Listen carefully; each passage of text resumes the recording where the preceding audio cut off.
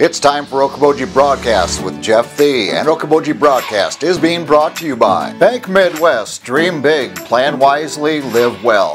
Welcome to Okoboji Broadcast, everybody. Glad you could join us here today. We've got one of our great sponsors here with us. I've got Mary Kay Bates, who's the president and CEO of Bank Midwest here in Spirit Lake. And Mary Kay, so good to see you again. I'm seeing lots of people this way, one-dimensional. We all are, Jeff. We're in the same boat, I think. And it was nice last weekend. I saw all three dimensions of people. So, it was kind of, wow, they still exist. Yeah. Nice to see that, though, isn't it? It is indeed. A bit at a time. Well, let's talk about, since all this, the reason that we're doing interviews this way and you're doing business on Zoom and all these different things. Since the COVID-19 thing hit here, Mary Kay, what's been the biggest challenge for Bank Midwest from an operational standpoint since the COVID-19 crisis hit? Sure. Well, there's been many challenges. Let me say that. I think for all of us in any business and even with our families, this is just, we've used the word unprecedented quite a bit, yeah. And it's true. None of us could have imagined anything like this. So. No. There hasn't really been a playbook to help guide us through this, but I think from the get-go, Jeff, right from the very beginning, we had to think about the safety and the well-being of our employees and our customers. So that was our first thought when this pandemic crisis hit the United States. I think we all knew there was going to, more would come, and it happened quite quickly. So. Safety first, and second, our biggest challenge was to figure out how we were going to keep our banks operating, not just our banks, but insurance, wealth management, trust. We wanted to make certain that we were going to be able to continue to serve our customers, but in a different way. Right. So very quickly, within a matter of days, we were able to get 2/3 of our workforce up and running from home, fully secured, just as if they were working in the bank. And although you talk about how you will make that happen, if you ever had to make it happen, you just don't know what it's going to feel like until you're actually in that mode. And we, of course, had never had 2/3 of our people working remotely. So there were a lot of decisions that had to be made as we went through that process, and decisions that had to be made very quickly. So as a team, we had to meet almost by the hour for decisions around people's jobs, people's pay. Right. Are we going to take care of our customers? So that was a big challenge for us, and I'm really proud of the way we were able to put it together. And today we remained operational and still are today throughout this crisis. There aren't any services we haven't been able to provide for our customers. So proud able to get that done. Well, and I said this, we chatted briefly yesterday, and I said that just says a lot about your staff there at Bank Midwest to have this thing hitting, and they've got families to care for and all these different things going on, things to learn, things coming down from the federal government, having to learn on that on a daily basis, and to still maintain 100% of taking care of your customers. That means you have an extraordinary staff doing extraordinary things. Thank you. And, and we were lucky, knock on wood, we were able to keep everybody employed and paid. And, I know that just hasn't been possible for so many businesses. But I will say, just the banking industry as a whole, for the past decade, and this was the right thing to do. I mean, we had to make certain we had business continuity and disaster recovery programs in place, much like our hospitals and other emergency units. But none of us expected it to be a pandemic. You think a tornado may hit and take out a building, or a fire, or flooding, but it's a whole different scenario with something like a pandemic. So yes, had some preparedness, but still a lot of decisions that we had to make on the fly. Well, and if it was going to happen, Mary Kay, aren't we glad it happened in 2020 when the technology for you to keep business going 100%, if this had happened back in the 80s, the early 90s, it would have been a disaster of greater proportions. Completely different. And not only even from a business standpoint, but, just from being at home today, even though we're isolated, we can connect like you and I are today and stay connected in ways. I think, they talk back to the Spanish flu and some of pandemics from, 100 years ago. Could you imagine that? I mean, we're talking really isolated and so many unknowns. But no, we're very fortunate. The other thing, Jeff, I think we're fortunate just as an economy where we are sitting today. We look back to 2008 when we had the huge financial crisis with starting with the mortgage industry. Yeah.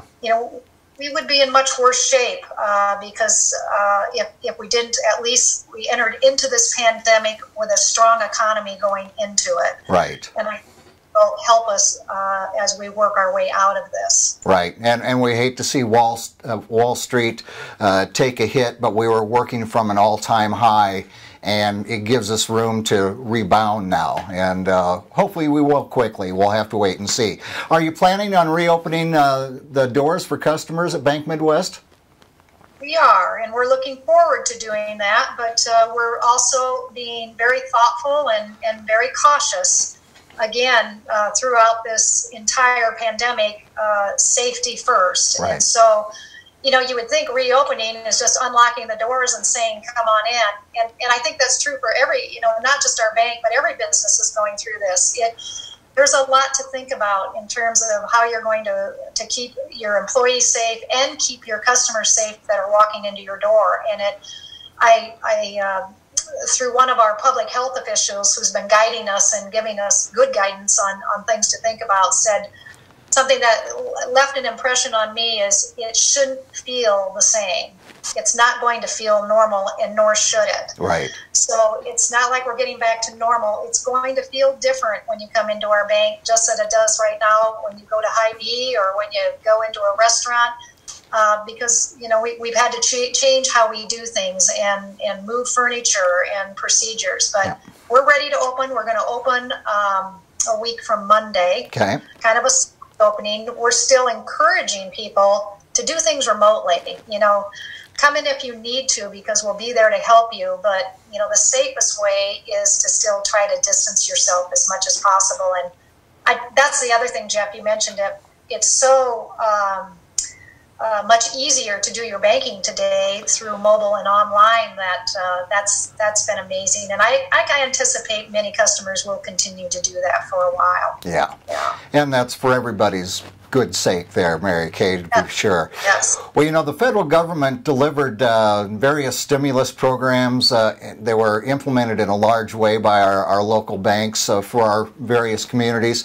How do you think the banking industry as a whole performed through some very tough circumstances and in a very short window, a short timeline? I talked to Keith there at Bank Midwest and Luke, and they were, we're on another conference call today to find out more about, it was just being thrown at you, and then to catch the ball and run with it. The banking industry had a lot of things to learn in a short amount of time. Well, you have that right. I think the banking industry did an outstanding job all across our nation, especially community banks. Your larger banks really had a tough time getting this program going, and for various reasons. I think a lot of it was trying to get their processes and procedures. One thing about smaller community banks, we can be a little bit more nimble. Yeah. Yes. And I also think as community banks, we know our customers. So we were very proactive, and not just Bank Midwest. I'm talking about all banks in our region. I want to give them all credit. Yes. We got on the phones, calling our customers right from the get-go, first helping them understand what the program was, and then what they needed to do to get, for us to be able to get their loan in as quickly as possible. Yeah. And, when a big piece of legislation like this passes overnight and they handed it off to the SBA and the Treasury, and they thought, well, the best way, how are we going to quickly get this money into the hands of customers? Well, let's have the banks do it. Yeah, right. There were no I's dotted, T's crossed.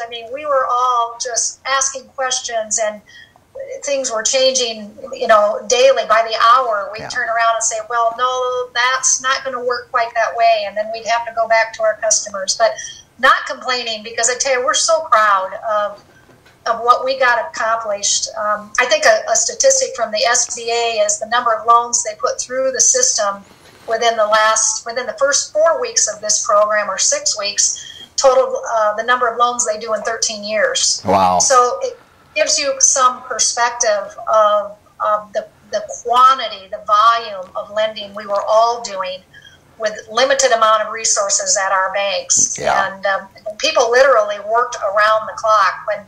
When it first opened, we had lenders work for 44 hours straight through a weekend, because you didn't want to get off the system. Once you got in, you just kept submitting loans. And we got a lot of loans. We got a lot of dollars back into our small businesses and into our communities. So all of us as bankers feel very proud about that.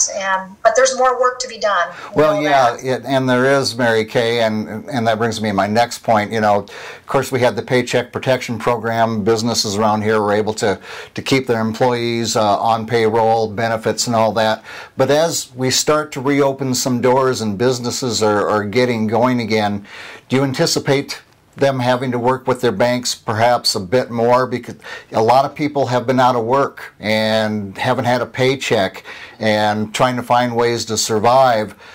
And for small businesses, when that's happening to their customers, you know, they may open their doors and look out and go, where is everybody? And do you anticipate there being more business coming to the bank, or help coming from the bank for our small businesses moving shortly down the line? No, there's no question. You know, we're not going to get back to anything normal overnight. And no, our work has only just begun. Yeah. With these disaster relief loans that our government is providing for us. I mean, there's limitations of what you can do, but there's more we can do.